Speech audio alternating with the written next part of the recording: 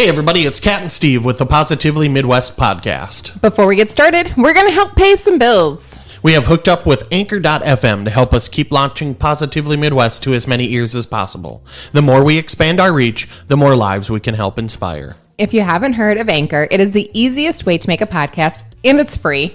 There's creation tools that allow you to record and edit your podcast right from your phone or computer. Anchor will distribute your podcast for you, so it can be heard on Apple Podcast, Spotify, Google, and many, many more. You can make money with no minimum listenership. It's everything you need to make a podcast in one place. Download the free Anchor app or go to anchorapp.fm to get started. Now, sit back and enjoy the next episode of Positively Midwest Podcast. Hey everybody, it's Steve Jurens with Positively Midwest, and across from me as always is my wife Catherine. Hello everybody. Well, tonight we are recording episode 46 of Positively Midwest, and this is a monumental episode because it's our first kind of cross-promotional type, talk to each other that do podcasts together type thing. So we're talking with Kat Daniels with the Teachable Soul Podcast. So Kat, would you like to say hi to everyone? Hello, everybody. Perfect. So, Kat Daniels, you have a podcast and a website and a YouTube and Instagram and Facebook, and you are called the Teachable Soul. Is that correct? Okay. Yes, it is. So tell us a little bit about your background maybe and how this became a passion, a mission for you. Yeah. So, how it all kind of started was because I sort of had a meltdown of sorts near the end of 2019. My husband had gotten deployed in March. I had started a new job and graduated or gotten my bachelor's degree in January of 2019. My husband got deployed in March, and in June, July, somewhere in there, we found out that my dad was sick to some degree. We weren't really sure exactly how sick, and then we lost him in October, and my husband came home in September. So there was a lot that went on in between then, but it was right in November, right after I lost my dad, that I had kind of sort of started having like existential crises within work. I had been raised to be very, honest in everything that I do and with a lot of integrity in my work. And I was working in a job where I kept finding more and more people that were sort of watering down the truth. And I was not okay with that in my heart. And, with my dad, he was a big part of the reason that I grew up that way. And with just losing him, I wasn't really in a good place to, be okay with that. And so it was in November that I started researching podcasts and actually having your own podcast. And I did it because I wanted to sort of just be in a more positive arena. And there's so much positivity in podcasts. There's just everybody's willing to learn, everybody's willing to share, and it's kind of new, but kind of like on the brink of like breaking into this whole new world. And it was just such an exciting idea for me at the time. And so in January or February of 2020, I had done all the research and pulled everything together and gotten my podcast up. And then I quit my job in January to honestly do it. And luckily my husband is in the military, so he's able to, have a steady paycheck and allow for me to do that. And we can still feed our kids basically. But, I was on fire about it, and I was very excited for it. And it has severely helped me grow personally.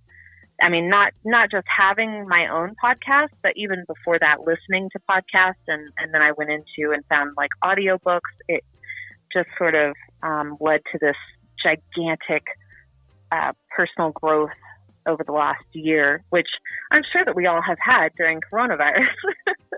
We've all sort of been forced into it, but you know, I was kind of on the way there, so it just worked out perfectly timing wise for me to do all of that.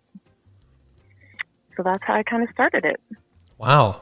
You had, that was a lot that happened to you in a short amount of time that, you know, you just kind of put out there for everybody. So I appreciate that one, you know, being open about telling us about your life and being fellow podcaster. That's something that not many people can do, you know, put their story out there and try to help others, but giving back, I'd agree there's a lot of self-therapy in a sense by, you know, telling your story and maybe if you inspire, you know, a few people, it just brings it back full circle in a sense in my heart.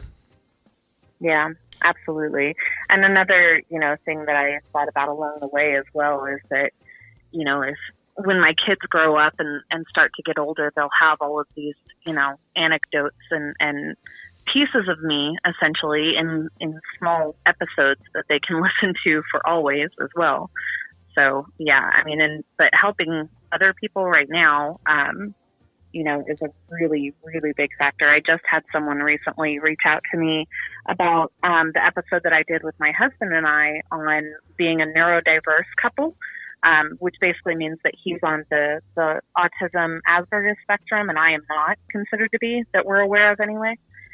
And she reached out to me and just said how refreshing it was, that it was such a positive episode and it was in a positive light because a lot of the research that she had been doing on Asperger's and autism as an adult was kind of scary and negative, basically.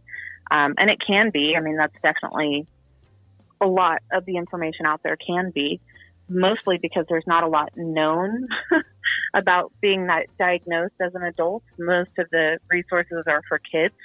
But yeah, so she reached out and it just meant a lot to me that she was touched and able to, you know, also see kind of a light for her in her situation as well. So. It's like it validates what you're doing. Not only are you helping yourself, but you truly felt the impact that you were making a difference in somebody else's life. Yeah, exactly. Yep, exactly. So, and I mean, I'm certain that I do that with other episodes, but it's always like, it's just the best to hear it from, you know, listeners themselves. So that must have put a lot of additional stress on your marriage, or did something lead up to where you wanted to continue to, you know, find out what was going on? Were there some instances where it was real tough for you, and how did you kind of, what did you use to rise above in those kinds of situations? Well, it was, and I mean, to be honest, it was during his deployment. He had become, because he was deployed and stressed out, he had become, and in a whole other environment than he was used to, he had become kind of reverted back to old ways, which were, because like, to be quite honest, our first year of marriage was really, really horrible for both of us. And we've both acknowledged that and acknowledged the growth that has happened before then, or since then, I mean. And so when he was deployed and he started reverting back, it was in such a drastic way that he had said some things to me that I did not ever think that he would ever say to me again, like since our outside of our first year of marriage. Like he started saying things to me that he would have said to me in our first year of marriage, but literally would have known better any time beyond that. And I told him that I wanted a divorce during that time. And that was what led to it. My sister actually, funny story, was, I don't know if he reached out to her or if she reached out to him, but in some way, shape, or form, she mentioned to him, hey, all of these symptoms really, because she has a degree in like social work, all of these symptoms really, match up with a lot of the autism Asperger's symptoms, and maybe you should check into that. And he was able to do research on his own and looked at it and was like, I match 9 out of 10 of these. I can't deny that there's clearly something else going on here that's just outside of, I'm a regular person that occasionally needs some therapy or some communication skills or something like. And so he was able to, at that point, go into counseling on his own accord. And it completely, turned around our marriage as well. And obviously we did not get a divorce. But, it completely made such a huge difference. I guess they say that CBT, or cognitive behavioral therapy, is traditionally what they use for people on the spectrum. And it completely, made our communication better. It made our marriage better. It made his ability to understand and empathize better. It was just, it saved us. So. And so how many years have you been married now? We'll be married 12 years in March of 2021. Okay. And so this all kind of started coming back again last year. Then you're saying when he was deployed, his stress was like triggering it. Right. Exactly. Right. Yeah. He has anxiety, which he acknowledges, and we've acknowledged our whole lives. We know that he has a lot of anxiety, and especially if it's funny because he's in the military, but he doesn't do well with change, like to an extreme. And we move every, 2 to 3 years. So about every 2 to 3 years, our whole lives are completely uprooted, and he gets really stressed out during those times. But as long as he can create a schedule and a lot of consistency, he's totally okay. But if anything outside of that control and consistency in his realm, it can trigger him to, start reverting back to old habits that are not necessarily the healthiest habits for him or for anybody else around him.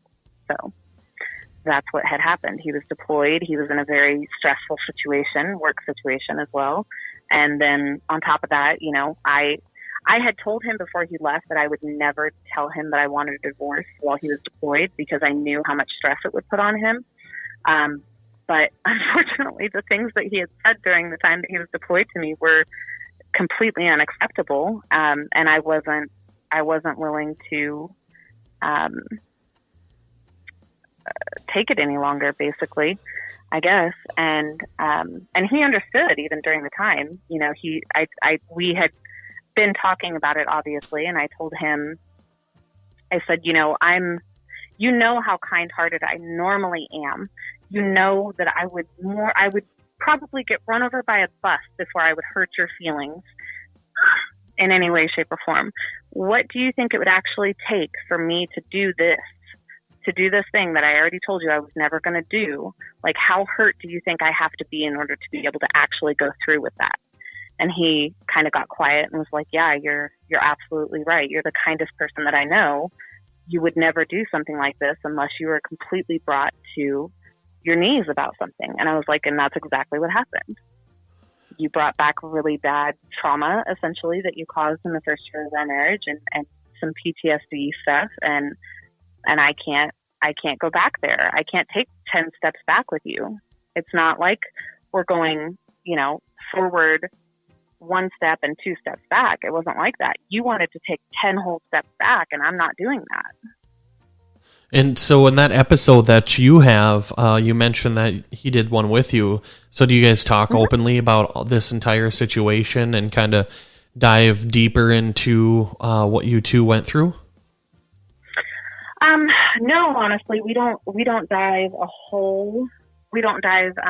really deep into that particular situation.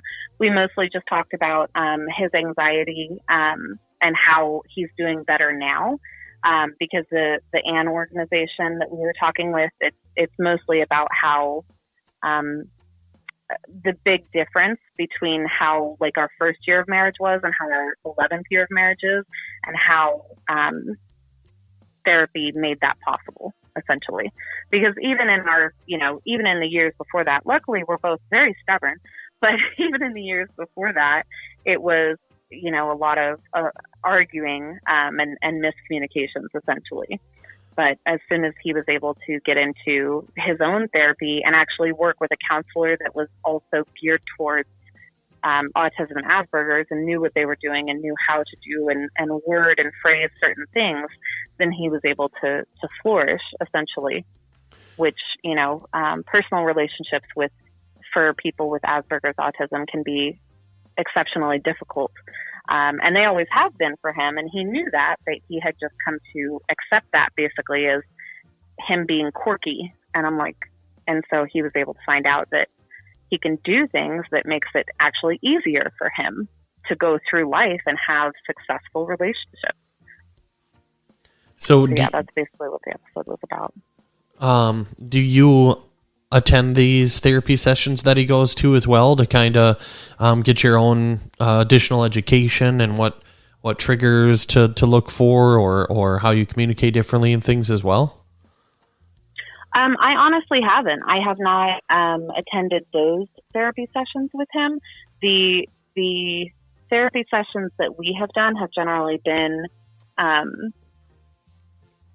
through like an actual marriage counselor that we use on base. And they're not generally for like geared towards autism or Asperger's. We would have to pay out of pocket essentially for that. But I mean, he's better able to communicate to me now things that he needs, in those situations, and even better able to communicate exactly how he feels. Whereas, before he was sort of focusing on minute details that didn't affect the big picture of the problem. He wanted to, sometimes debate the meanings of words instead of talking about the actual issue. And so we would, go off into the weeds and in conversations often. And I used to tell him that he went to like Mars with conversation, or was like in BFE Egypt, basically. And, he's able to take breaths in between thoughts and not think that he has to say everything that comes into his head now. So it sounds like then you did have some marriage counseling at one point then, and you said you were both stubborn, which I think Catherine and I can kind of we can attest to that. Yeah. Our first, I actually had somebody ask us after we celebrated our 16th wedding anniversary this year, and someone's like, so how many of them have actually been good? And I was like, probably the last 4. That 12th year was probably finally our turning point. The first 12, we were just really stubborn, not wanting to throw in the towel. Yeah, and there's always great moments in those, and we can find good memories, but it's always got like maybe a shadow over it. And it kind of made me think, was there ever a situation for you though where you were like, I'm just done with this crap. He didn't have a diagnosis, if you will, so you're just like, I can't deal with this anymore. And you had kids and stuff too, but something kept you from just, walking out, if you will. There were many, many times, honestly. I think he's counted a grand total of like 6 times that I've tried to actually like told him I was going to leave. And there were many different reasons that during all of those times that I was going to leave, and many different reasons that I stayed. But yeah, there have been a lot. And like you said, there have been a lot of good times and good memories as well. But yeah, before the diagnosis, I legitimately just thought that he had a narcissistic personality disorder, and that he was completely unable to empathize with anyone. But with the autism, or Asperger's, we're not sure exactly where on the spectrum he lies. But with that diagnosis, it's helped because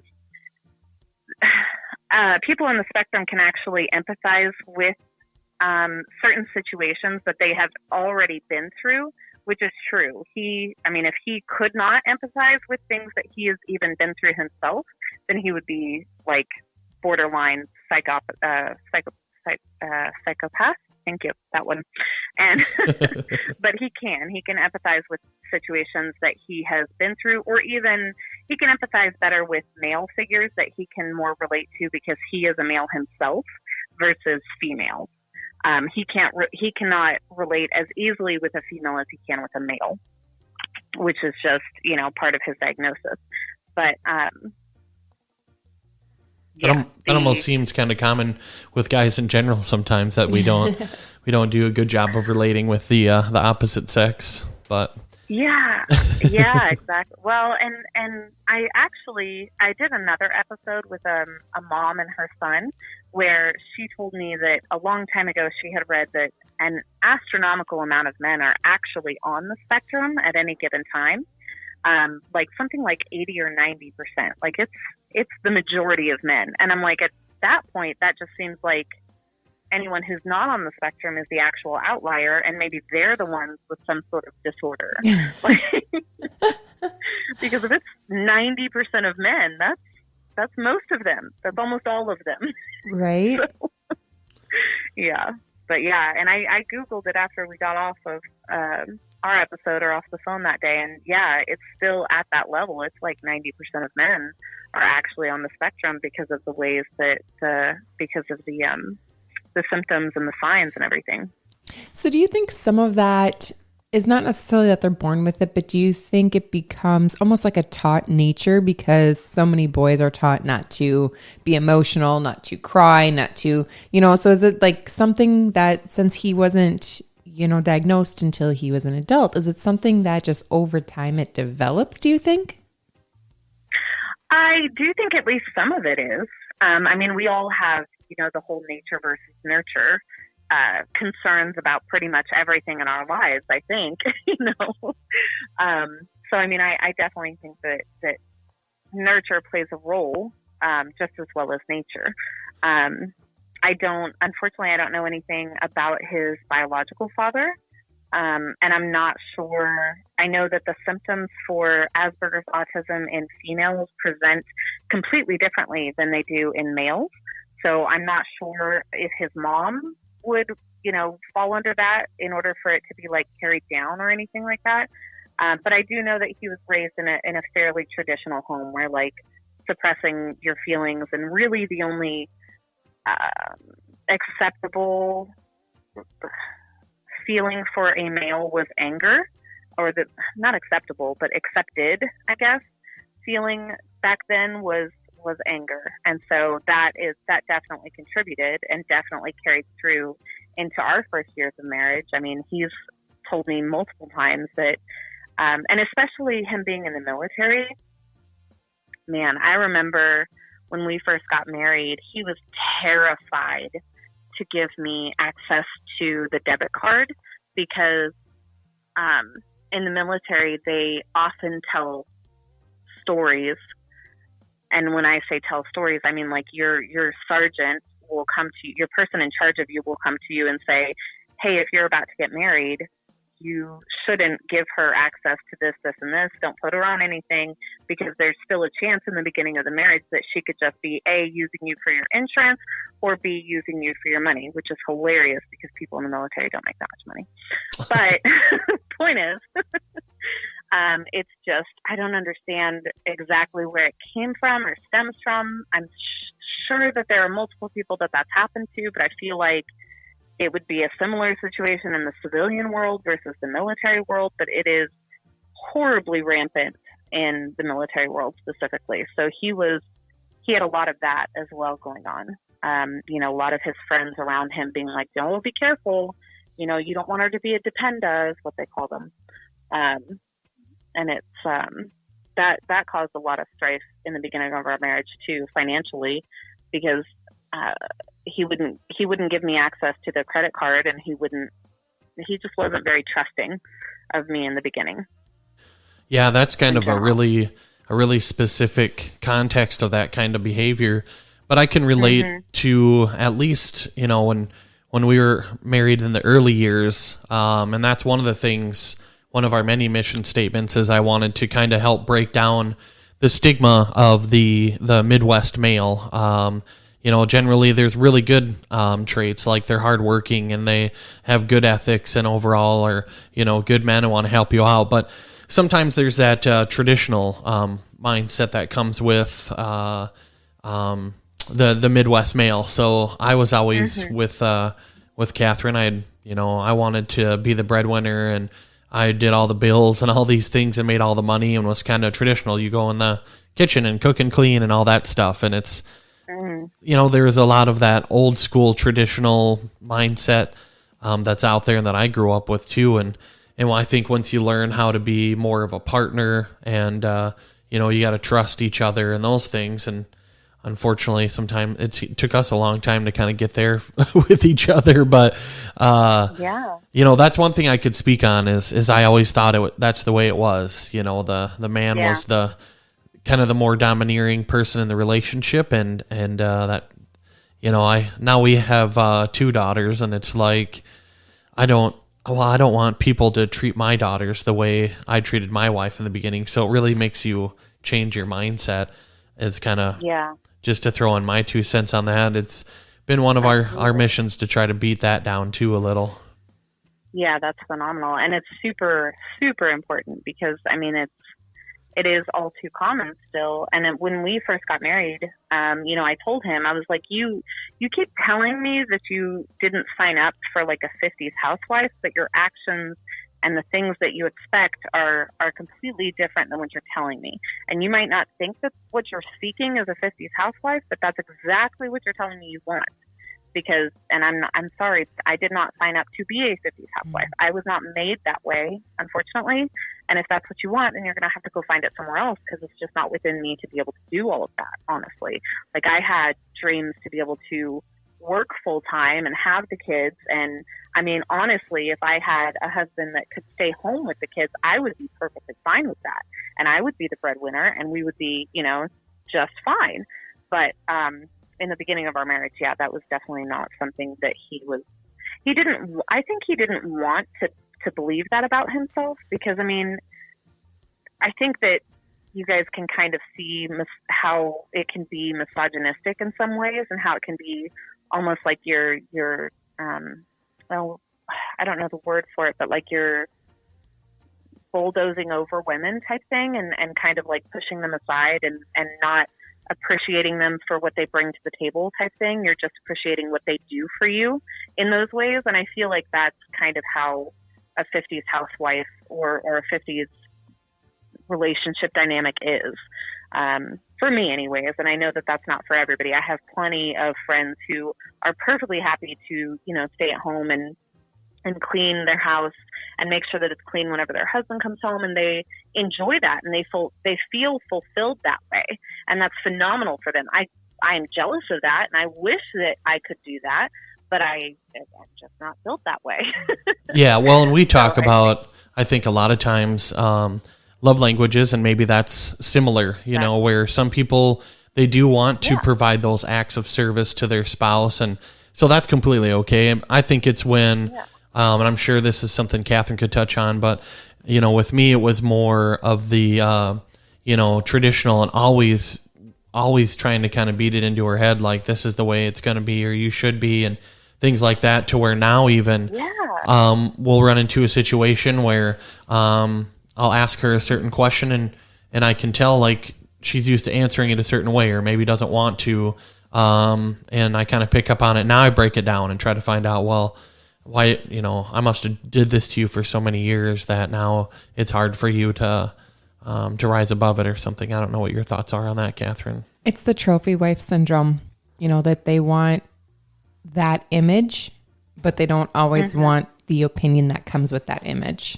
I think is what a lot of it was. Like, I worked full time. I did all of that, but it was like, not like we weren't equal, even though I worked just as hard and I brought home the paycheck too. We were definitely not equals for the longest time. And I experienced the same thing.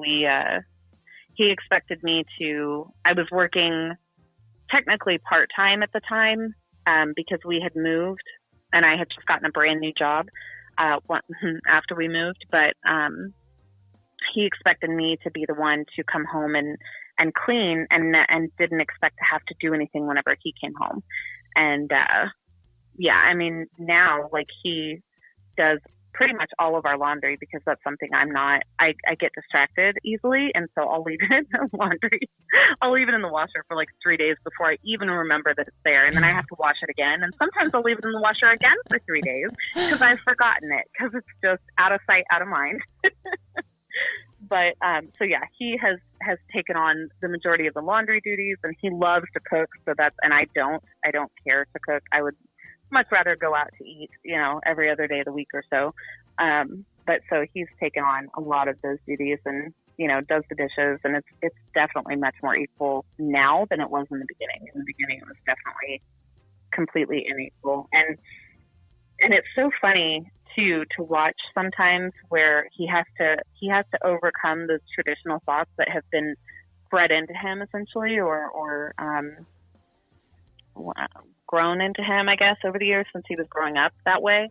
Because like today I asked him, I said, hey, you're going to be out later. Will you stop by the jewelry store and drop off my ring to be cleaned and pick up my other ring that I dropped off a while ago to be fixed? And then, it's kind of on your way. It's not terribly out of the way, but you can make it on your way type thing.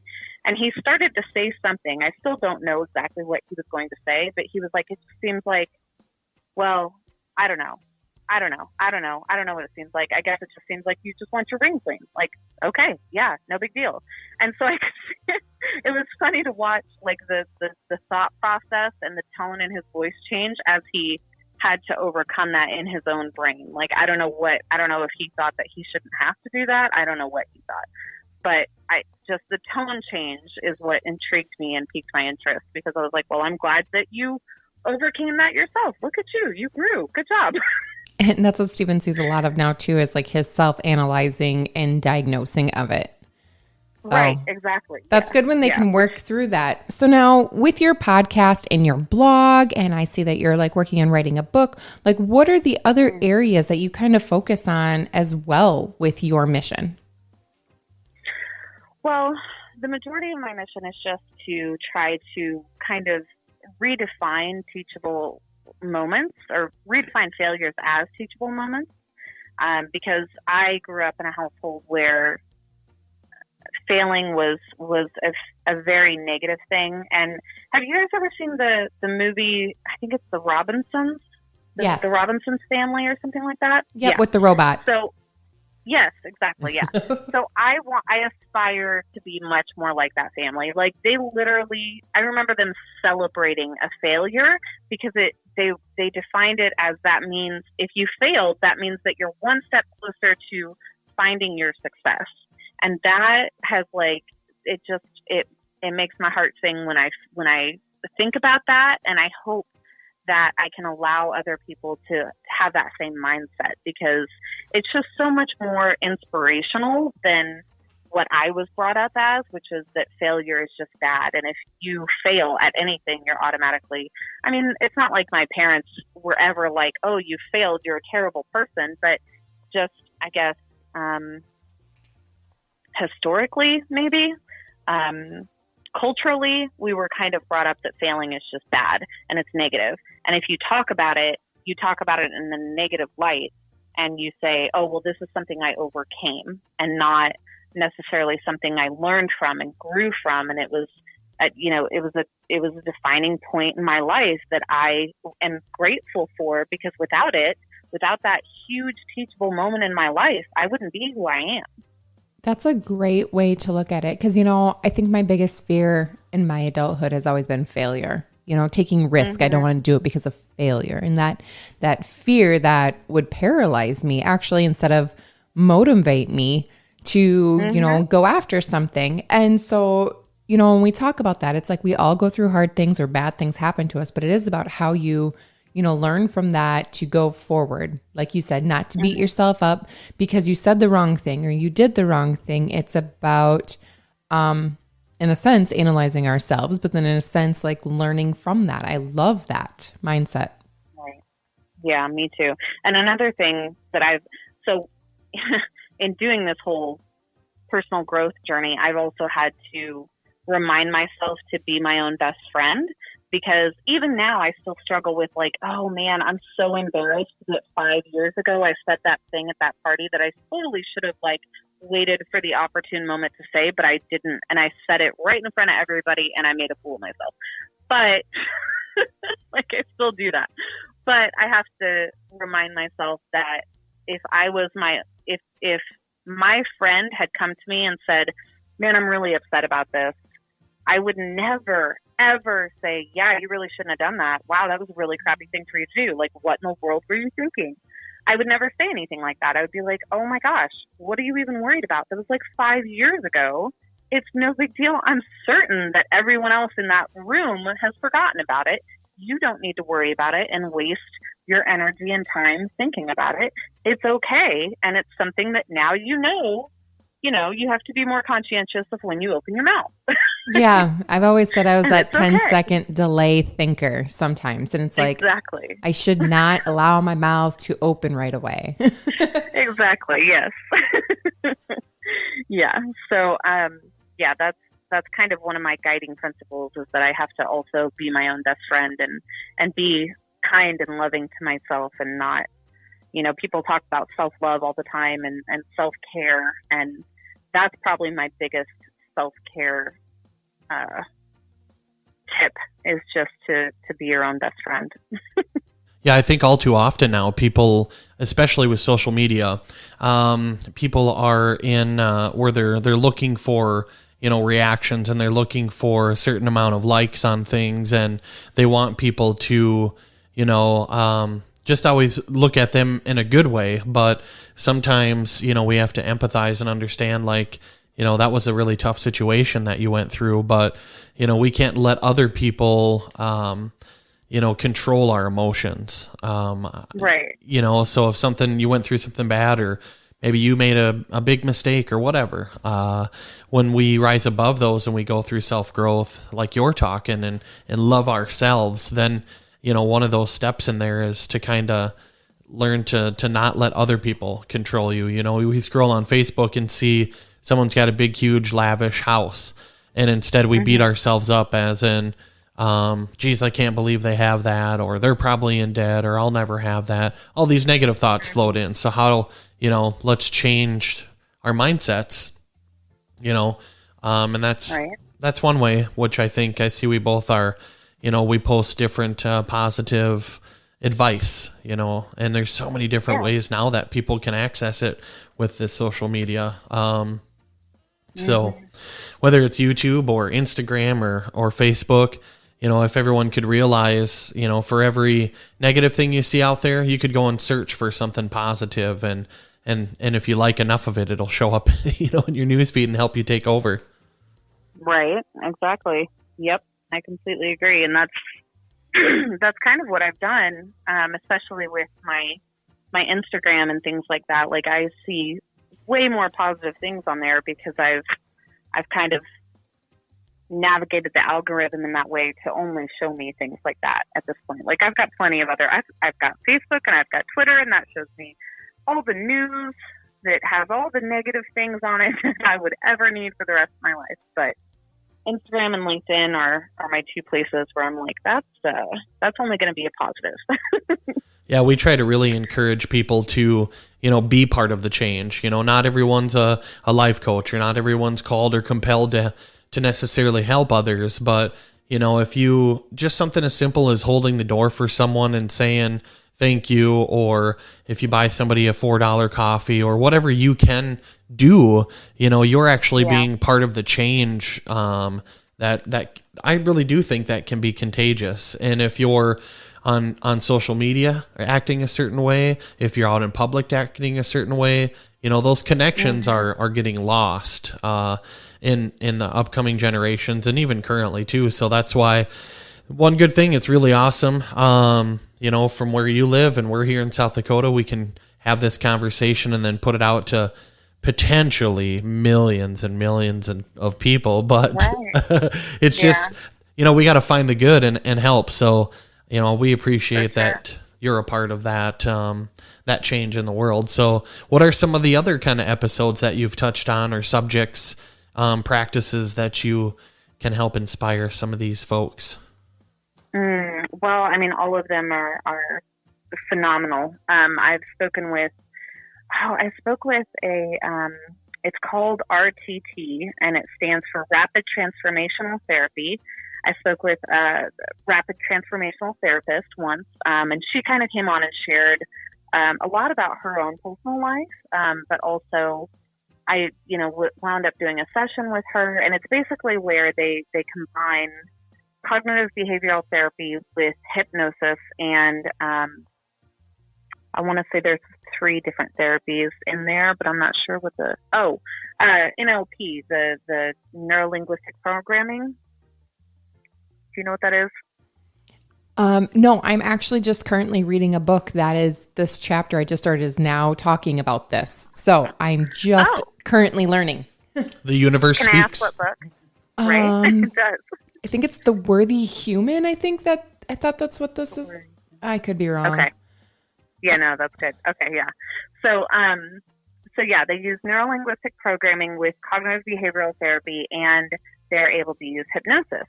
And it's basically like all of the talk therapy that you could ever have in your life in like 1 to 3 sessions is basically what it is, because they're able to use. So, I mean, I can't even describe, like, it's actually life-changing.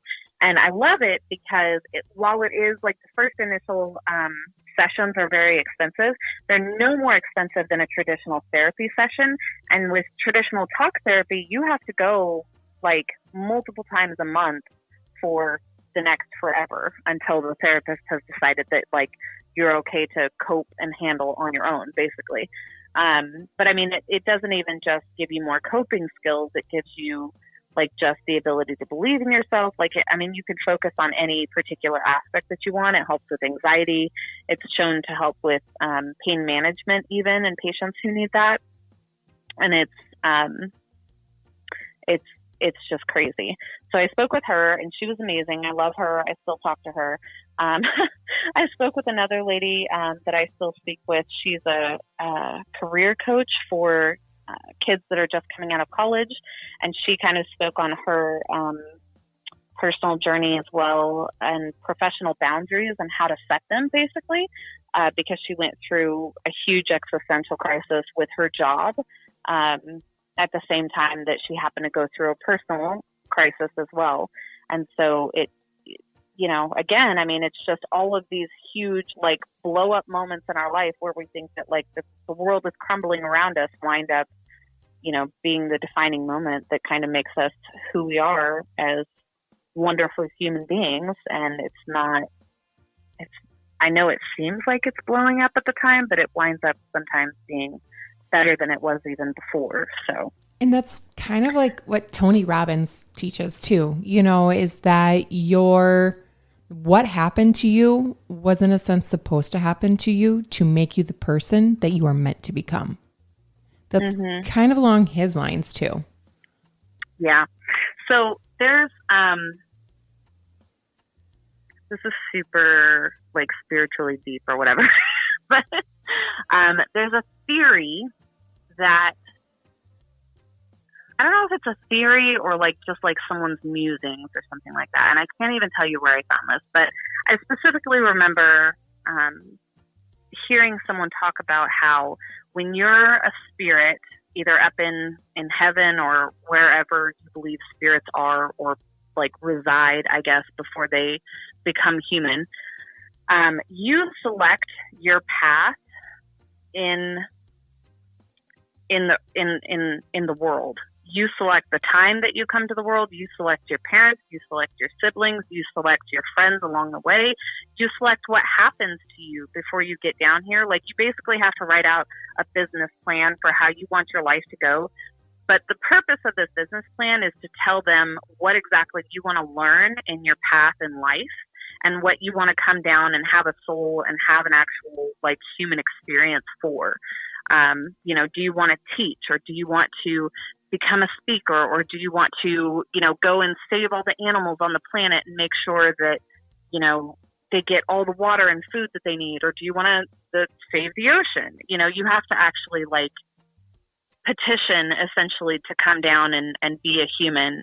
And the purpose of that is so that you can come down and tell, or so that you can tell them what it is you want to learn along the way, which kind of, I mean, in the sense of, you know, everything that we go through is supposed to happen and happens for a reason. And these are our teachable moments that make us who we are. I mean, it kind of also makes sense to me in that way. So I thought that was just kind of cool. Yeah. A different way to put it. Yeah, I mean, it is really intriguing because, you know, if that was the way that it is, I mean, they always say it takes certain people to make the world go round. So, you know, you have to have whatever your teachable moment is. You know, it could be something bad you went through in life. There's been a lot of times in my life I've learned through others, you know, whether it be my parents or a friend, like, well, I just learned what not to do in that situation, you know, and right.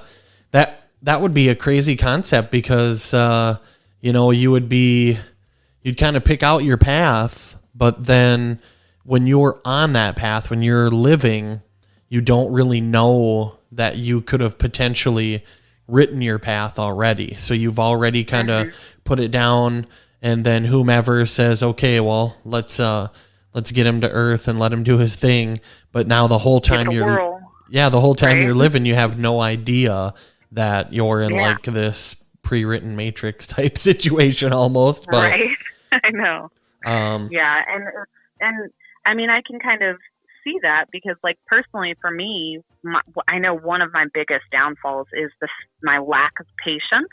I want everything to go as fast as it physically can in order to, like, to me, getting things done quickly is the best way to get things done.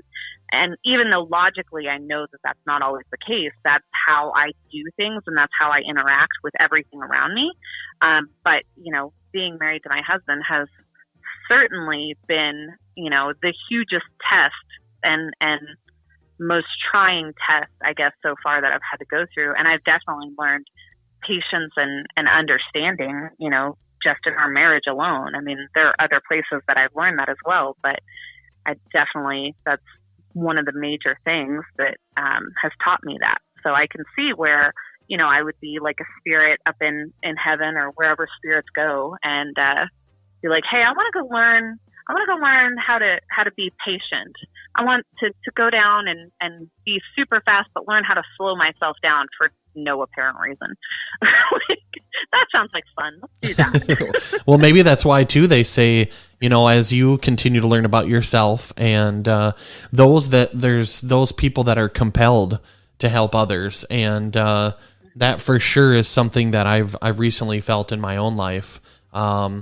Well, I think over years it's been that way, but it just comes out in different outlets and sometimes even the wrong way. Yeah. But you know, to be a leader, to be a someone who helps, you know, I just feel compelled to help other people by telling my story, and you know, it's not always the most comfortable thing to do, but we've too, like you mentioned, we've had people reach out to us now, and you know, whether they thank you publicly on your social media site or they thank you through a personal message or they want to share a story with you, you know, it just, every time it happens to me, there's a tiny celebration, and Catherine can tell you that's true.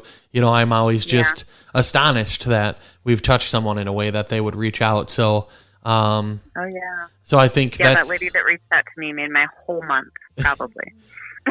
Yeah. And I think that's where you can, you know, appreciate that too. Like, you know what that's like to feel compelled to, I really do like your overall mission statement of making failures equal as teachable moments. And self-growth is the ultimate, and then you can help others from there.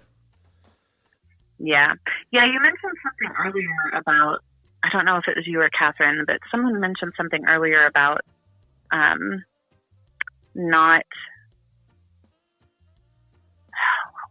it was about emotions, but basically my thought around that I wanted to go back to real quick, that I had to also learn, because this is a very big thing that I had to learn, that how people react to me honestly has nothing to do with me, and it has everything to do with them.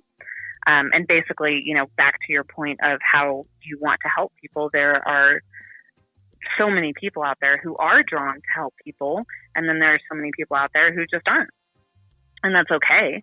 But I had to learn, that's something that I had to learn because I grew up I grew up to expect everyone around me to be similar to me and want to help everybody and be very open and respectful just in general. And then I had to find out that unfortunately that's not always the case. But, so it was a very hard lesson for me to learn basically that, you know, when I do or say something and people react negatively to me, I shouldn't take that on for myself because it has nothing to do with me and it just has to do with them and either how they were raised or what they believe or, you know, whatever the case may be. But yeah, sorry. Yeah, we wanted to go back to that earlier. We have a saying in our house that everyone is not our people, and then that's okay. You know, because like your people that will love you for your quirks or your people that will understand and appreciate you will come along. So, you know, you don't have to be friends with everyone, but you always have to be kind regardless, you know, but your people will come. Yeah, absolutely.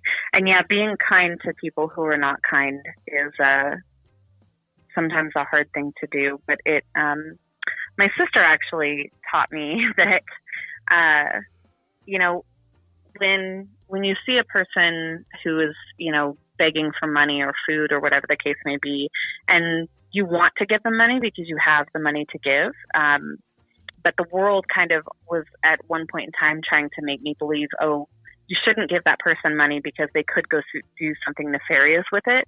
And my sister, luckily, before, you know, that seed got planted too deep into me, she was like, it doesn't matter what they do with it. That's none of your business what they do with that money. What matters is that you had the money to give and you were giving and willing and loving enough to do it. And that's all that matters. Like whatever happens after that is not up to you. It doesn't matter to you and it doesn't affect you. So it's okay to just be giving and willing and, you know, you're not expecting anything in return. So you shouldn't expect that they're going to go do something negative or positive with it. It doesn't matter. So I really appreciated that lesson. Yeah, that was a really good teachable moment because I'm sure everyone's been in that situation where, you know, you drive by and you think, you know, so some people just go and get them actual food, but that might be the 40th burger they've gotten that day. So sometimes they want a little scratch to do whatever. And there are so many ways too that we can give back, you know, and that one is kind of, that made me kind of think for a second there too, actually. So changed my mind now. The next time I drive by one standing on the corner. Right. Wow. I know. Yeah. I like that one.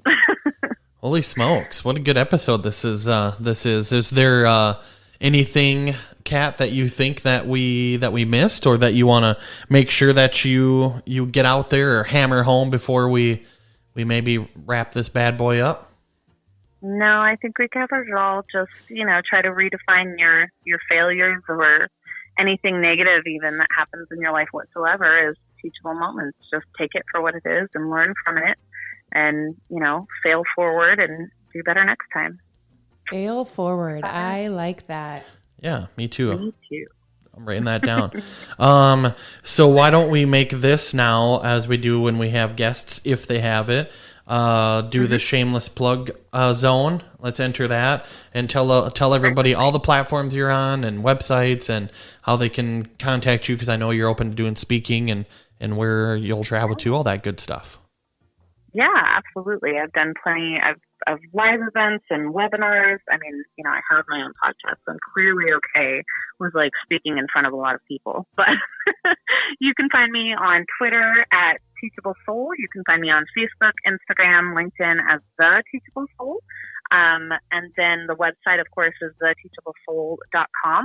Also, I really want to shamelessly plug that if anybody wants to email me their own teachable moment story, I would really love to have those. I'm hoping that I can kind of take like snippets of these stories and turn them into a book as well, sort of like a chicken soup for the soul type book, but for a teachable soul book. and see if I can't figure out a way to do that. So if anybody wants to email me their own story, or if you just want to come on my podcast, you're more than welcome to email me at theteachablesoul@gmail.com. Perfect. Anything else, Mrs. Jurens? I don't think so, but I'm excited to see your book come out because I know it's going to happen. So I'm really excited to get my hands on it. Well, thank you. I'm super excited to share it. It's going to be awesome.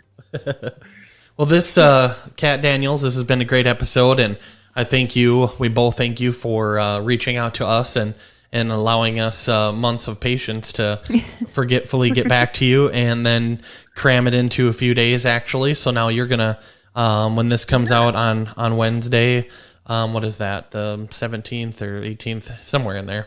My days of the week have blended together at this point. For sure, the 46th episode. So, awesome, right. We've been talking with Kat Daniels at the Teachable Soul Podcast, and thanks for all that you do.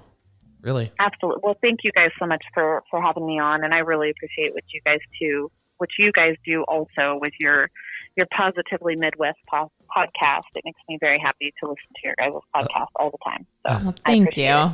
Yes, thank you. We appreciate that, and maybe we can return the favor someday and do an episode with you on yours, maybe. I would love that. Yes, that sounds wonderful. Well, I'm super excited because I'm always about moments, and this is a new moment for us because it's the first kind of cross podcast we've done with anybody, and so I'm honored. Thank you. I got to ask one more question before you go. Yeah, sure. Did I read that you're located in New York? No. Where are you at? I'm in Maryland right now. Maryland. Okay. We're right in between DC and Baltimore. Very neat. And so you'd go anywhere someone wanted you to go to talk, as long as you can talk publicly.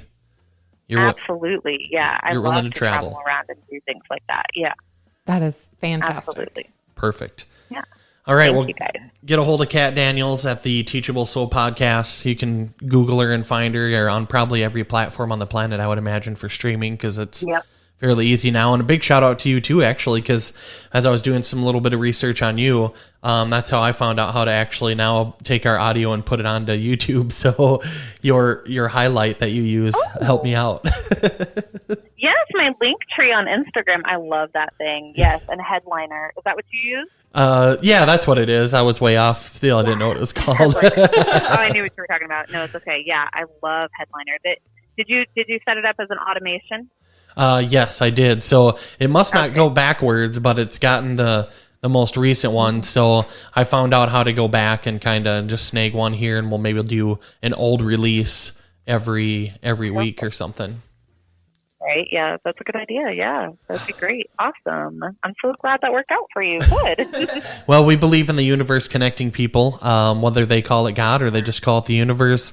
We know there's something driving people together, and the reason that we are in our journey and then ran across your message again and got it smushed together in a few days, that all I think correlates with even with some stuff we went through this weekend. So it's destiny. It's perfect. We appreciate it. Absolutely. I'm more than happy to do it anytime. Perfect. Well, thank you again. We will let you go. We'll close out the show, and then I'll be in touch with you soon again, so we can, let you know when it launches and all that, and keep you in the loop. So, and then please stay in touch with us if you got something going on you want to talk about, or you want us to help you out with anything. Absolutely, will do. And yeah, I'll set up something for an episode for us to do for online. Awesome. Perfect. All right. All right. Well, you guys have a good evening. Thanks. You too. Thank you, Kat. Bye-bye. Bye. Well, Catherine? Well, Steve. That was the end of episode 46 with our special guest, our first cross podcast with Kat Daniels from the Teachable Soul. And we do these raw. I mean, we, other than her reaching out and me communicating to set this up, we did most of our backgrounds earlier to check it out, and I love to learn with people. And you know what I love is that Positively Midwest just went East Coast. Yeah, because with her being in Maryland, every time you share something and you tag somebody, their circle of people jump on. And I do notice from our website, because it'll ding every time someone comes. We'll have to shut that off when we get to the bajillions a day, but no, we're getting them from all over the place now. So we're slowly growing. So we appreciate you guys for staying with us and, just supporting us. And we're getting very close to launching some new things. And we've got a lot of things in the work, actually. So just stay tuned. Keep following us on Facebook and Instagram. Join the group if you want to share in the community that we've created. It's one thing to have the liked page, but when we're in the group, we're all part of a community, there. So jump in, Positively Midwest Podcast, and thanks for all your support. Just rambling. Yeah. Anything else? Have a positively amazing week, everybody. Great. I'm going to close this out. Ready? Ready. Thank you all from the bottom of our hearts for listening to the Positively Midwest podcast. Our hope is to inspire, engage each other's thoughts, and leave you with some great advice. Be sure to join our Facebook group and follow us on Instagram at Positively Midwest Podcast. Make sure you like, comment, share, and screenshot our podcast with all your cool friends. Every little bit helps. We are on most all major platforms, and you can stream it at our website at positivelymidwest.com. Thank you, and as always, please, always, from the bottom of our hearts, we urge you to stay positive.